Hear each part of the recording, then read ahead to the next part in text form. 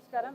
రాష్ట్ర ప్రజలందరికీ, దేశ ప్రజలందరికీ 79వ స్వాతంత్ర దినోత్సవ శుభాకాంక్షలు. ఈనాడు మనం అనుభవిస్తున్న ఈ స్వాతంత్రం ఎంతో మంది మహనీయుల త్యాగఫలం. ఎంతో మంది పోరాటాలు చేస్తే, ఎంతో మంది ఆస్తి త్యాగాలు చేస్తే, ఎంతో మంది ప్రాణ త్యాగాలు చేస్తే లభించింది ఈ స్వాతంత్రం. వాళ్ళందరికీ కూడా, స్వాతంత్రం కోసం త్యాగాలు చేసిన వారందరికీ కూడా కాంగ్రెస్ పార్టీ తరఫున మేమందరం ఘనంగా నివాళులు అర్పిస్తున్నాం. స్వాతంత్రం తెచ్చే దాంట్లో కాంగ్రెస్ పార్టీదే ప్రధాన పాత్ర.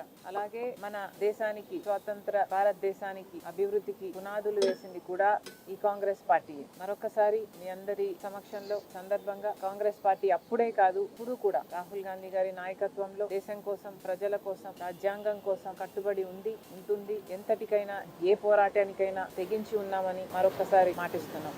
ఇప్పుడు ఉన్న పరిస్థితుల్లో ఒకప్పుడు భారతదేశం బ్రిటిషర్ల చేతుల్లో ఉంది. స్వతంత్రం తెచ్చుకోవడానికి ఎంతో పోరాటం చేస్తే తప్ప ఇది సాధ్యం కాలేదు. కానీ ఇప్పుడు మళ్ళీ భారతదేశం బందీ అయింది భారతీయ జనతా పార్టీ చేతుల్లో. మోడీ గారు అంటున్నారు నయా భారత్ నిర్మిస్తామంటున్నారు. మోడీ గారిని కాంగ్రెస్ పార్టీ సూటిగా ప్రశ్నిస్తుంది. ఏది నయా భారత్? ఏమిటి నయా భారత్? ఆర్ఎస్ఎస్ జెండాని, ఆర్ఎస్ఎస్ అజెండాని అమలు చేయడమే మోడీ గారి నయా భారత్. అంబేద్కర్ గారు రచించిన రాజ్యాంగాన్ని అవమానించి మార్చాలి అనుకోవడమే మోడీ గారి నయా భారత్. మతం పేరుతో చిచ్చు పెట్టి ఆ మంటలో చలి కాచుకోవడమే మోడీ గారి నయా భారత్. ఒక గోద్రా అయినా, ఒక మణిపూర్ అయినా వేల మందిని పొట్టన పెట్టుకోవడమే మోడీ గారి నయా భారత్. ఈ రోజుటి వరకు కూడా మణిపూర్ లో రాష్ట్రపతి పాలన విధించి ఉన్నారు. అదేనా మోడీ గారి నయా భారత్? దేశాన్ని గుప్పెట్లో ఉన్న, వాళ్ళ చేతుల్లో ఉన్న, వాళ్ళ బినామీలుగా ఉన్న బడా వ్యాపారవేత్తల దేశ సంపదని కట్టపెట్టడమే మోడీ గారి నయా భారత్. మోడీ గారి నయా భారత్ అంటే దేశంలో అసలు ప్రతిపక్షమే లేకుండా చేయటమా? ప్రతిపక్షంగా ఉన్న వాళ్ళను,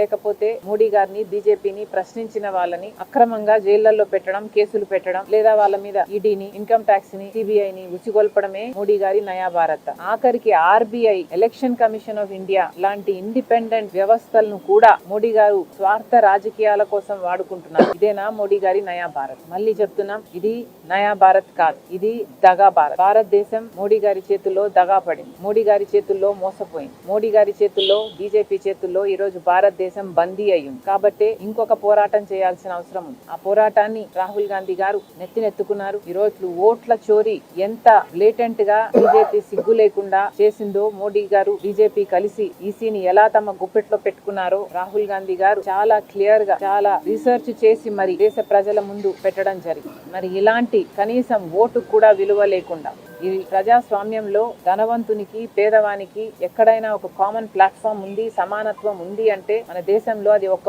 ఓటు దగ్గర మాత్రం. కానీ ఆ ఓటును కూడా చోరీ చేస్తున్నారు, ఎలక్షన్లు కూడా మ్యానిపులేట్ చేస్తున్నారు. అంటే ఇది ఎంత దారుణం, ఎంత దుర్మార్గం. ఇలాంటి వాళ్ళ చెరలో నుంచి దేశం బయట పడాల్సిన అవసరం ఉంది. అందుకే రాహుల్ గాంధీ గారు ఈ పోరాటం ఎత్తుకున్నారు. కాంగ్రెస్ పార్టీ తరఫున మేమందరము మళ్ళీ మాటిస్తున్నాం, పోరాటం కొనసాగుతుంది, ఒక ఉద్యమంలా కొనసాగుతుంది. ఓట్ చోరీ కావడానికి వీల్లేదు. దేశం ప్రపంచంలోనే ద గ్రేటెస్ట్ డెమోక్రసీ. దాన్ని అలాగే ఉంచడానికి రాహుల్ గాంధీ గారు చేస్తున్న పోరాటంలో మేమందరము కూడా చెయ్యి కలుపుతాం. దేశ ప్రజలందరూ కూడా చెయ్యి కలపాలని మనస్ఫూర్తిగా మరొకసారి కోరుకుంటూ అందరికీ హ్యాపీ ఇండిపెండెన్స్ డే.